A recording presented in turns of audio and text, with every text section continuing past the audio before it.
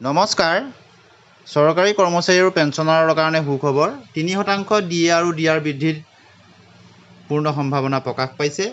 All India consumer price ইণ্ডেক্সৰ সূচকাংক প্ৰকাশ পাইছে মে' মাহৰ আপোনালোকে স্ক্ৰীনত দেখিছে।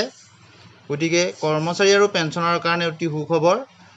আৰু এই ইণ্ডেক্স অনুসৰি CPIWৰ ইণ্ডেক্সত 0.5 পইণ্টৰ ইনক্ৰিজ দেখা গৈছে আৰু ইয়াৰ ফলত 144.0লৈ বৃদ্ধি হৈছে। আৰু ইয়াৰ ফলস্বৰূপত আগন্তুক যি জুলাইত ডিএ আৰু ডিআৰ বৃদ্ধি হ'ব তাৰ হাৰ 3% বৃদ্ধি হোৱাটো প্ৰায় নিশ্চিত হ'ল। আপোনালোকে এইখন AICPI ইণ্ডেক্সৰ যি প্ৰেছ ৰিলিজ আৰু মে' মাহৰ সূচকাংক আপোনালোকে দেখিলে। আৰু এমাহৰ আহিবলৈ বাকী আছে।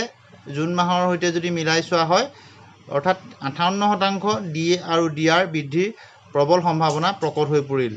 এইদৰে যদি বৃদ্ধি পায় আপোনালোকে নিশ্চয় দেখিছে 0.5 পইণ্ট বৃদ্ধিৰ ফলত পূৰ্বৰ 143.5ৰ পৰা 144.0 হ'লগৈ।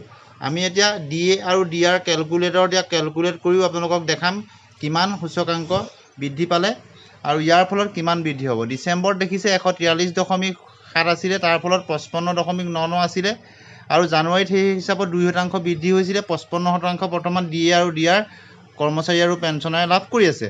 জানুৱাৰীত 143.2 আছিলে, সেই হিচাপত 56.39। ফেব্ৰুৱাৰীত 142.8 আছিলে, 56.72 হৈছেগৈ। ঠিক একেদৰে এপ্ৰিলত 143.5, সেই হিচাপত 57.47। মে'ত এতিয়া 0.5 পইণ্ট বৃদ্ধিৰ ফলত 144 হৈছেগৈ আৰু সেই ফলত 57.85 হৈছেগৈ। জুন মাহত যদি এনেদৰে বৃদ্ধি হয় তেনেহ'লে 144.4 হ'বগৈ আৰু 58.12 হিচাপত ইয়াক ৰাউণ্ড আপ কৰিলে 58% বৃদ্ধি হ'ব। অৰ্থাৎ 55ৰ পৰা 3% ডিএ আৰু ডিআৰ অৰ্থাৎ ডিয়াৰনেছ ৰিলিফ আৰু ডিএ বৃদ্ধি হ'ব কৰ্মচাৰী আৰু পেঞ্চনাৰৰ ক্ষেত্ৰত। গতিকে অতি এটা সুখবৰ আহিল। ভিডিঅ'টো শেষলৈকে চোৱাৰ কাৰণে ধন্যবাদ।